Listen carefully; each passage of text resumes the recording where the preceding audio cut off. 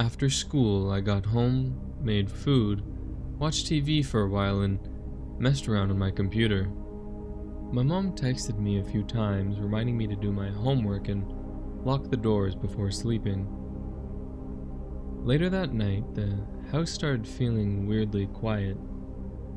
Not even creepy at first, just too quiet. I finished my homework, stayed up for a bit longer, and eventually went to sleep. Sometime in the middle of the night, I woke up thirsty and went downstairs to get water. While I was in the kitchen, my phone buzzed with a text from my mom. "Don't forget to lock the front door." I remember thinking, yeah, I already did. But I still walked over to check. And that's when I saw him. There was an old man standing outside the glass front door, staring directly at me. Completely motionless. Balding, smiling slightly, just standing there in the dark. For a few seconds, we just looked at each other. Then, he slowly tried the door handle. I ran upstairs immediately. I don't think I've ever moved that fast in my life. I locked myself in my room and hid under my bed even though I knew it was childish. A few moments later, I heard glass shatter downstairs. My heart completely dropped. I could hear footsteps moving around the first floor. Slow footsteps. The floor was creaking. Somebody was actually inside my house. I tried not to breathe too loudly. I remember staring at the darkness near my bedroom door, thinking if I saw someone's feet outside the room, I was dead. Then I heard the police sirens outside. Right after that, "Police, don't move." Everything downstairs turned chaotic. Yelling, running, loud footsteps. A few minutes later, an officer came upstairs and told me everything was okay. Apparently, the guy had already been reported lurking around houses in the neighborhood earlier that night, and one of my neighbors called the cops after seeing him outside my house. What still freaks me out most is the way he looked at me through the glass door. He looked completely calm, like he already knew he was getting inside.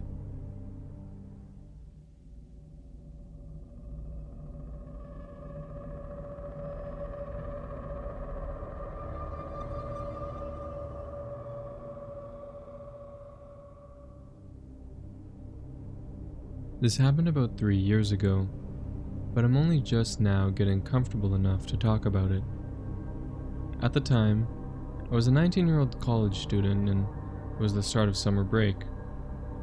My two best friends, Chloe and Emma, and I decided to spend a random Tuesday afternoon just wandering around our local indoor mall.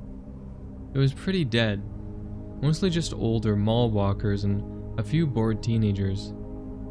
We were messing around in a large department store when I first noticed him. He was a taller guy, maybe in his late 30s, wearing a faded green utility jacket and a baseball cap pulled down low. He was just standing near a rack of winter coats in the middle of July, dead still, staring directly at our group. I brushed it off, thinking he was just waiting for his wife or spacing out, but a cold prickle of unease had already started in my gut. We left the department store and headed down to the food court to grab some iced coffees. We sat in a corner booth, laughing and catching up, when Chloe suddenly stopped mid-sentence. I followed her gaze and, sure enough, the guy in the green jacket was sitting 3 tables away. He had no food, no drink, and no bags. He was just sitting with his hands folded on the table, staring unblinkingly right at us. My heart started to race.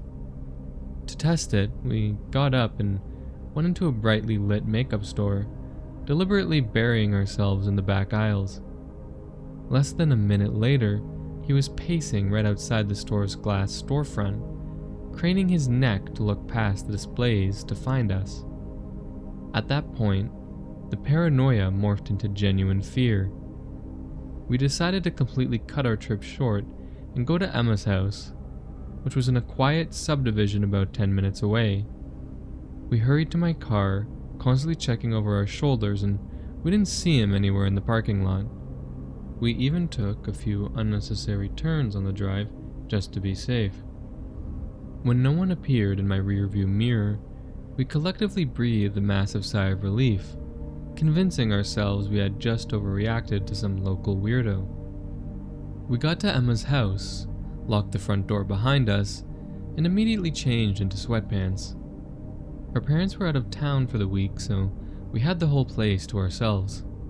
We ordered some pizza and put a movie on in the living room TV, eventually completely forgetting about the guy at the mall. Fast forward a few hours, the sun had completely set, and the house was totally dark, except for the glow of the television. Right in the middle of a loud scene in the movie, I heard a distinct sound that made my blood run cold. It was the crunch of gravel and the metallic squeak of the side yard gate swinging open. Emma immediately grabbed the remote and muted the TV. The three of us sat frozen on the couch in dead silence. A few agonizing seconds passed, and then we heard the heavy, deliberate thud of footsteps walking up the wooden stairs of Emma's back deck. Before we could even process what to do, the handle of the sliding glass patio door began to jiggle violently. I dropped to my hands and knees, army crawled into the kitchen, and carefully peeked through the tiny slit in the vertical blinds. My stomach completely dropped. Standing on the back patio, illuminated by the faint moonlight, was the man in the faded green jacket. He had his face pressed almost directly against the glass, one hand aggressively yanking the locked handle up and down, and the other holding something metallic that caught the light, something he was trying to wedge into the door frame to pop the lock. I threw myself back away from the window and hissed at Emma to call 911. While she was whispering frantically to the dispatcher, Chloe and I grabbed a heavy wooden dining chair and quietly slid it under the patio door handle to barricade it. He must have heard the scraping of the chair on the tile, or maybe he saw my shadow, because the jiggling instantly stopped. The silence that followed was entirely deafening. Suddenly, he slammed his fist into the glass so hard I thought it was going to shatter. By the time the police sirens wailed in the distance about 5 minutes later, he had bolted. The cops searched the entire neighborhood with flashlights but never found him. They did, however, find deep gouge marks in the metal frame of the sliding door, and a set of muddy boot prints leading directly from the street where he must have parked his car, through the side gate and up to the deck. He had somehow followed us all the way from the mall without me ever seeing his car. We never found out who he was or what he would have done if that patio door had been left unlocked. But to the guy in the green jacket, let's never, ever meet again.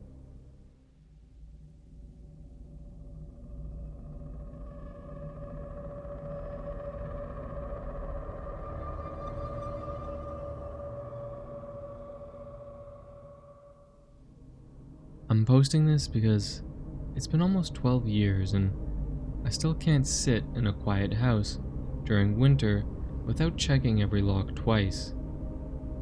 This happened when I was 16. I'm 28 now. Back then, my parents trusted me way more than they probably should have. They went to Quebec City for the weekend in February and left me home alone because I was responsible, which basically meant I got decent grades and had only been caught drinking once. By Saturday night, I had 2 friends over, Tyler and Mason. We'd grown up together and spent the evening eating frozen pizza, playing NHL in the basement, and throwing snowballs at cars from the front porch whenever headlights came down our street. It was one of those dead winter nights where the snow absorbs sound. Everything outside looked blue under the streetlights, and the whole neighborhood felt abandoned. Around midnight, Mason decided to walk to the gas station because he wanted energy drinks. It was only about 10 minutes away. Tyler joked that he looked like he was preparing for an Arctic expedition because he put on 2 hoodies and wrapped a scarf around his face before leaving. After he left, me and Tyler stayed downstairs playing Xbox. About 20 minutes later, Tyler paused the game and asked, "Did Mason forget his key?" I looked up because someone was knocking upstairs. Not pounding, just 3 slow knocks. I remember thinking it was strange immediately because Mason always texted instead of knocking, but I still headed upstairs. The house was dark except for the basement lights and the glow from the TV. As soon as I reached the kitchen, I realized the knocking wasn't coming from the front door. It was coming from the back sliding door. That stopped me cold because nobody ever used the backyard entrance in winter. The deck was buried in snow almost waist deep. Tyler came up behind me and asked why Mason would even go around back. Before I answered, the knocking happened again. 3 slow taps against the glass. We looked toward the sliding door, but at first I couldn't see anyone because the yard behind the house was pitch black. Then Tyler quietly said, "Dude." There was someone standing outside the glass. He was completely still. The porch light barely reached him, but I could make out a dark winter coat and a knit cap pulled low over his face. I remember waiting for him to wave or say something. He didn't move at all. I stepped a little closer and called out, "Mason?" Nothing. The guy slowly raised one hand and knocked again. 3 taps. Something about it made my stomach drop instantly. It didn't feel like a prank. It felt practiced. Tyler told me not to open the door, and right then the guy outside stepped sideways out of the weak porch light and disappeared into the darkness. He didn't walk away normally, he just vanished from view. We stood there frozen until Tyler suddenly grabbed my arm and pointed toward the small side yard window over the sink. There was another person outside, much closer this time. I could actually see his face, or at least I thought I could. He was wearing one of those cheap white construction dust masks painters use, and snowflakes had melted onto the front of it. He was staring directly into the kitchen. I yelled immediately, mostly out of panic. The guy ducked out of view. Tyler locked the sliding door even though it was already locked, and both of us started talking over each other trying to figure out what was happening. I grabbed my phone and called Mason first. No answer. I called again and it went straight to voicemail. At that point, we started trying to convince ourselves it was probably older kids messing with us. But that explanation lasted maybe 30 seconds because we suddenly heard footsteps upstairs. Not outside, inside the house. Heavy footsteps crossed the second floor hallway directly above us. I still remember the feeling that hit me when we heard them. It was like my whole body went cold at once. Tyler kept muttering, "No, no, no, no," under his breath, while we stared at each other trying to make sense of it. Then I remembered something that still makes me feel sick when I think about it. Earlier that afternoon, my dad had asked me to bring firewood in through the garage before the snowstorm started. I had never locked the garage door afterward. Someone had gotten into the house. Tyler grabbed the biggest kitchen knife he could find while I called 911 with shaking hands. The dispatcher kept asking questions, but all I could focus on were the footsteps upstairs. They were slow and deliberate, not like someone running around stealing things. Whoever was up there was just moving calmly from room to room. The dispatcher asked if we could leave safely, but we couldn't because the staircase to the front door opened directly into the upstairs hallway. Whoever was up there would see us immediately if we tried to run. Then a door upstairs slammed shut, and everything went silent. The dispatcher told us police were on the way and said we needed to hide, so we shut off the kitchen light and crouched behind the basement door like idiots sharing one kitchen knife between us. I remember tiny details from those few minutes more clearly than almost anything else in my life. The sound of the refrigerator humming, Tyler breathing through his mouth, my heartbeat pounding so hard it felt painful. Then we heard movement again. This time it was on the staircase. One creak and then another. Someone was slowly coming downstairs.